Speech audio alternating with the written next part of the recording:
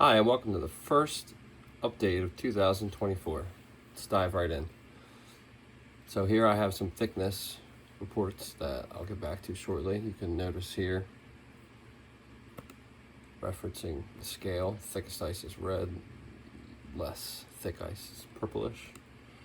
And a lot of that thick ice that's supposed to be here is off to the side of Greenland, and there's a lot of pockets of thin ice showing up in the volume statistics, but we'll get back to that more shortly. I projected in my last video that we might see a record low in the Arctic by the end of the year. That was incorrect. It seems that we are at 16th, a three-way tie for 16th lowest on record Arctic ice extent at 12,640,000 kilometers squared, which is only about 690,000 kilometers off the record low for January 1st of 2018. And I also projected this for the Antarctic, which was incorrect as well. Here we're up at 7th lowest at the beginning of the year, January 1st, and that's 6,170,000 kilometers squared. We started last year with 4,780,000, so that is a substantial difference. So maybe we'll miss a BOE in the Antarctic in 2 months. Only way to find out is to continue to update and check back in.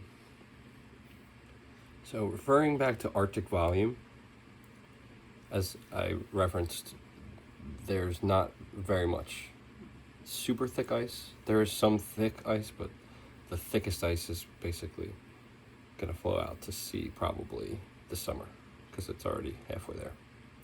If we look down at the volume chart for September, when it's the lowest, you'll notice that 2012 is the lowest point at about, I believe that's 5,000 cubic kilometers of volume of ice. But you'll also notice that 2020 and 2023 were the other two major low points, so we are losing volume. And this is in September. If you go to December, you'll notice there's slightly more volume, yes, but the low points are actually lower in both 2020 and 2023 than they were in the record low of 2012. So I found that very interesting. There's a lot going on already. There's a major earthquake in Japan. First day of the year. Get to that. I wanted to look at Null School. I noticed some areas did still have these high temperature anomalies. Still have 3-4C on the El Nino stripe. There's an area off the Japanese coast that has 10 degrees Celsius anomalies. But there's also a lot more cool anomalies, cold anomalies. So I found this interesting. And this is Earth Null School, by the way. Sea surface temperature anomalies. I'll have everything linked. If I didn't go over it already, that's JAXA, the Japanese site. And this is actually DMI, the Danish meteorological site for ice thickness. Haven't referenced this in a long time, but it's important to follow volume as well as extent, and I wanted to incorporate more factors. So looking at Null School, you can see, just pay attention to a certain pattern. There's a cold anomaly here in kind of a shape. It corresponds with some of these loops in the broken jet stream. So maybe there's some mixing going on from the increased wind speeds of the jet affecting the ocean. I'll have to look more into that, but the jet stream looks quite like a disaster. Okay, yeah, and as I mentioned already, there's at least 55 deaths so far from the New Year's Day earthquake in Japan. So that's another developing story. And I mentioned in my last video, the Panama Canal was in drought.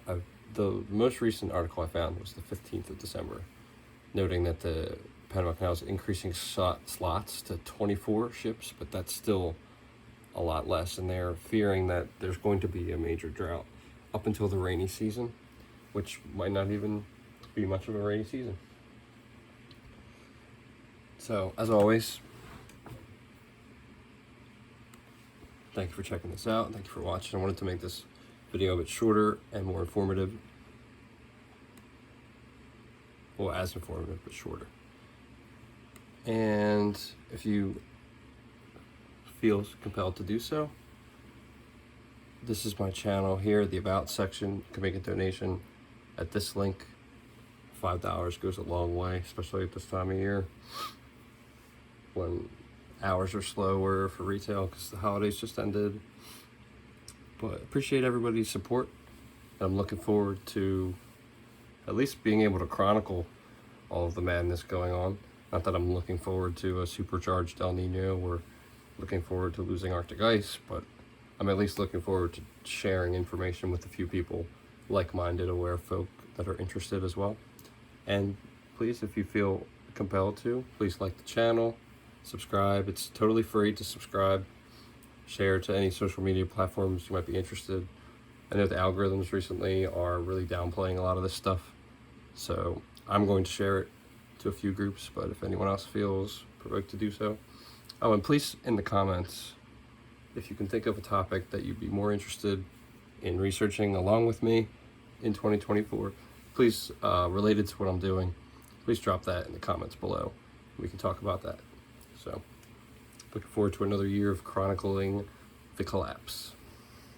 Oh, and I'll leave you with a quote from Leon Simons.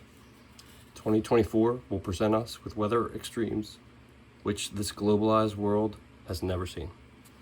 Take care, everyone.